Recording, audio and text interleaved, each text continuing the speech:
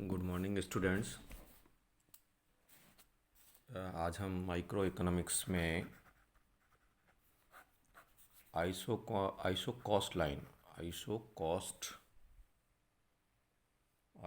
Cost line और minimum cost combination, the least cost combination of factors या optimum combination of factors, न्यूनतम लागत संयोग या साधनों का अनुकूलतम संयोग, इन दो बिंदुओं पर चर्चा करेंगे।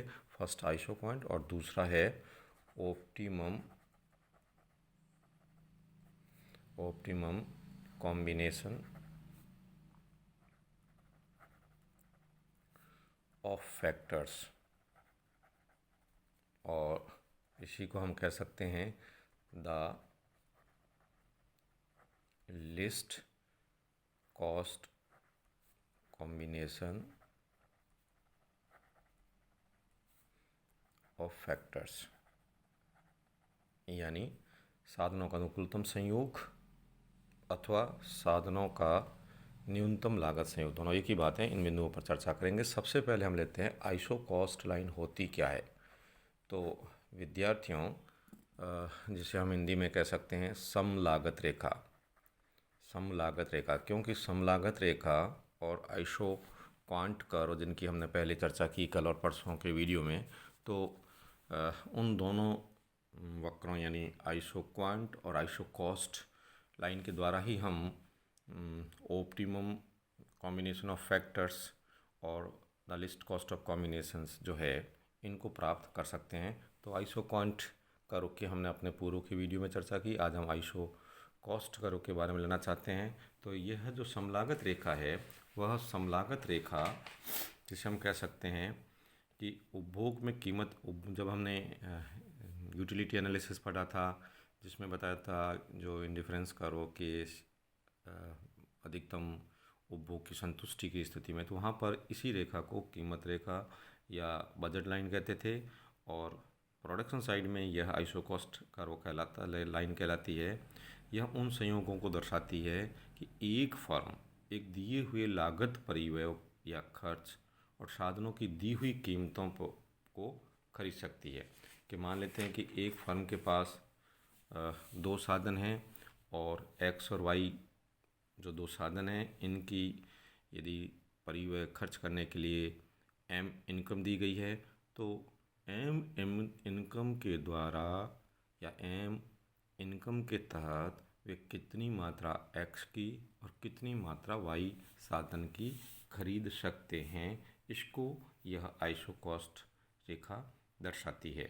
यदि वह सारी आय एक्स फैक्टर पर खर्च कर देता है, तो आप कह सकते हैं कि एम इनकम है और एक्स की जो कीमत है उसका भाग देंगे तो हम एम पी एक्स के बराबर मात्रा साधन की प्राप्त कर सकेंगे। इसी प्रकार यदि वाई साधन की बात करते हैं, तो जो कीमत दे व्यय है एम और पी वाई का भाग देंगे तो वाई साधन की कितनी मात्राएं खरीद सकता है, इस मात्रा को ये दर्शाता है। यदि हम एक गणितीय एग्जाम्पल के आधार पर देखें, तो मान लेते हैं कि 50 रुपये व्यय करने की राशि है और एक्स और वाई साधन के मान खर्च करने के लिए 50 रुपये हैं, और एक्स जो साधन है इसकी प्राइस पर यूनिट मान लेते हैं 5 यूनिट है, और वाई की जो है वाई की प्राइस मान लेते हैं 10 रुपीज़ है।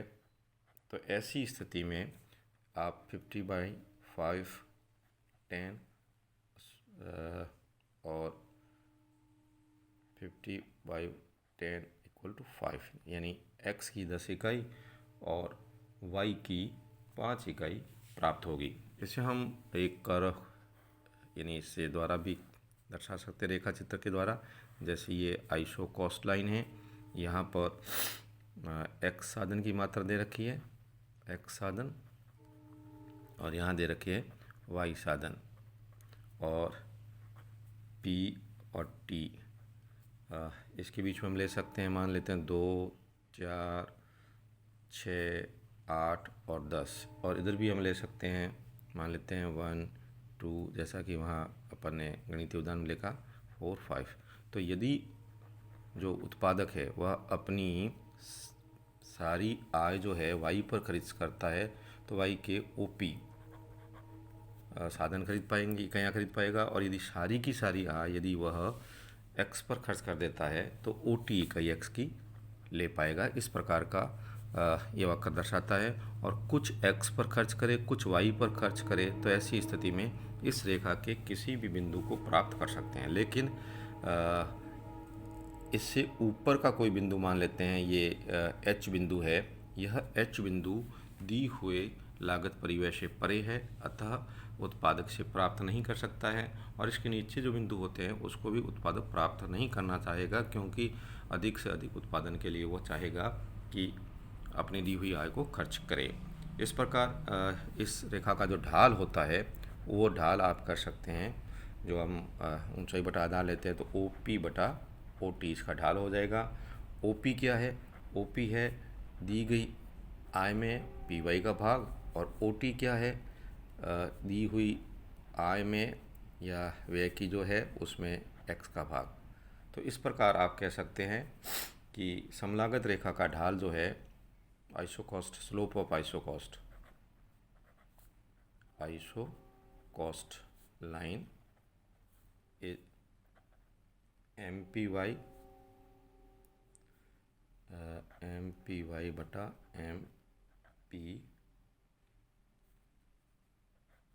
एक्स। इसको आप इस प्रकार भी लिख सकते हैं, एम एम कैंसिल हो जाएगा तो पी एक्स बटा पी वाई, ये इसका स्लोप है।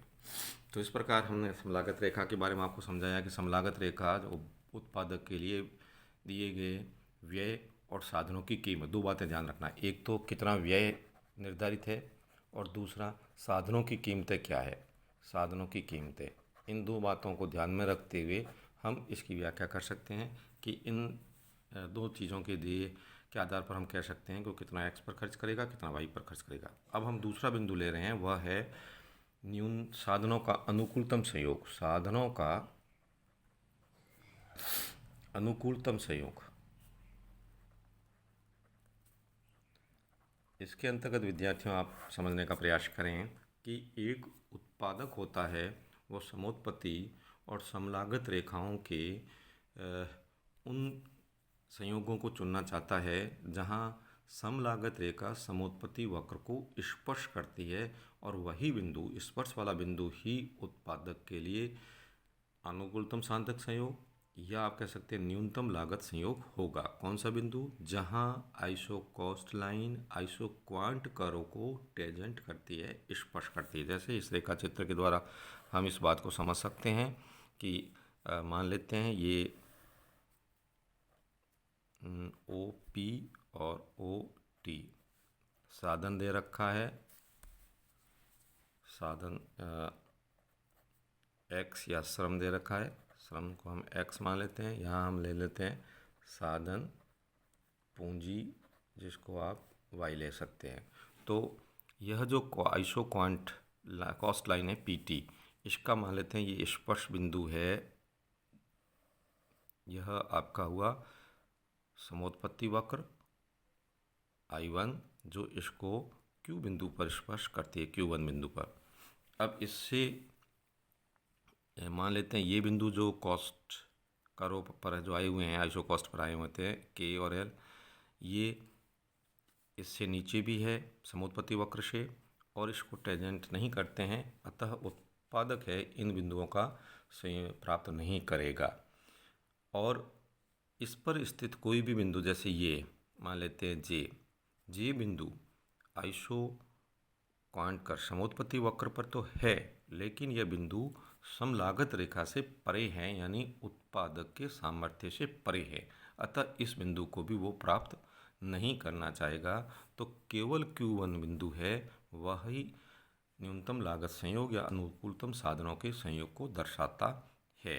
दूसरी चीज़ यह है कि यहाँ पर यह स्पर्श करता है। स्पर्श करने का मतलब यह हुआ कि इस बिंदु पर समोत्पत्ति वक्र का ढाल, समोत्पत्ति वक्र का ढाल जो आपका है समोत्पत्ति वक्र का ढाल कि इसके टेंजेंट बिंदु पर आता है, और ये ढाल है सीमांत उत्पादन x का डिवाइडेड बाय सीमांत उत्पादन y का, M P X upon M P Y. और इस ढाल पर बराबर होना चाहिए समुत्पत्ति वक्र का ढाल और यहाँ समलागत रेखा का ढाल। समलागत रेखा का ढाल है px/py। तो जिस बिंदु पर जिस स्थिति में दोनों बराबर होते हैं, यानी समुत्पत्ति वक्र का ढाल mpx/mpy और समलागत रेखा का ढाल px/py, वही बिंदु उत्पादक के लिए अनुकूलतम साधन संयोग होगा। और यहाँ पर आप Q1 पर यह बराबर है। अब यदि किसी कारणवश उत्पादक का परिव्यय बढ़ जाता है, खर्च की राशि बढ़ जाती है, तो यह समलागत रेखा है वह इसके समानांतर ऊपर की ओर शिफ्ट हो जाएगी। मान लेते हैं यहाँ पर ये P1 और T1 हो गई। और ऐसी स्थिति में एक ऊंचे समुत्पत्ति वक्र पर उत्पादक पहुंच जाएगा और वो है समुत्पत्ति वक्र I2 और इसके टेंजेंट बिंदु है वो Q2 होगा। अब विद्यार्थियों ध्यान देने की बात यह है कि मान लेते हैं ये एक बिंदु R और एक बिंदु H, ये दोनों बिंदु जो है वह दूसरा जो समलागत रेखा का पॉइंट समलागत रेखा है P1 T1 पर स्थित है, यानी उत्पादक इन संयोगों को प्राप्त कर सकता है, किंतु इसी लागत पर वह Q2 को प्राप्त कर सकता है। और चूंकि Q2 ऊंचे समुत्पत्ति वक्र को दर्शाता है, वह अधिक उत्पत्ति को दर्शाता है, अतः उत्पादक इतना खर्च करके अधिक उत्पादन प्राप्त करना चाहेगा जो R और N बिंदु की बजाय Q2 बिंदु से प्राप्त हो रहा है, इसलिए वो Q2 को प्रेफर करेगा। यदि किसी कारणवश समुत्पत्ति वक्र और व्यय परिव्यय बढ़ जाता है तो नया आइसो कॉस्ट लाइन हो जाएगी T2 P2। और ऐसी स्थिति में एक ऊंचा समुत्पत्ति वक्र पर उत्पादक पहुंच सकता है, मान लेते हैं I3, और ये इसका संयोग कॉम्बिनेशन पॉइंट Q3 है।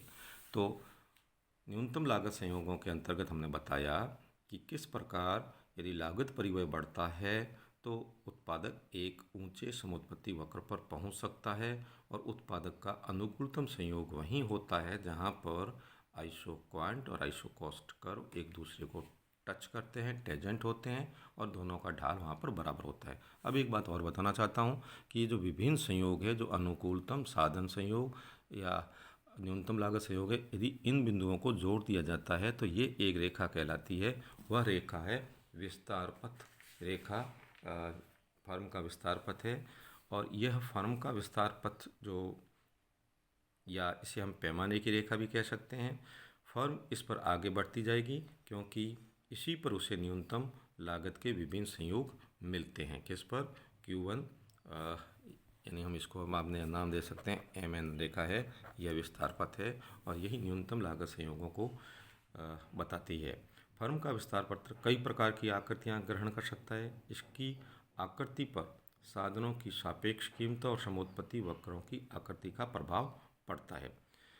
याद रहें कि पैमाने के समान प्रतिफलों की दशा में मूल बिंदु से गुजरने वाली एक सरल रेखा के रूप में होती है। यदि पैमाने के समान प्रतिफल मिलते हैं तो ये मूल बिंदु से गुजरने वाली एक समान रेखा के रूप में होती है। तो विद्यार्थियों, आज हमने समलागत रेखा के बारे में पढ़ा और दूसरा एक उत्पादक का अधिकतम लाभ का बिंदु या अनुकूलतम साधन, अनुकूलतम संयोग का बिंदु साधनों का, या साधनों का न्यूनतम लागत का सहयोग का बिंदु, कुछ भी कह दीजिए, एक ही बात है, वह हमने देखा और विस्तार पथ की बात की।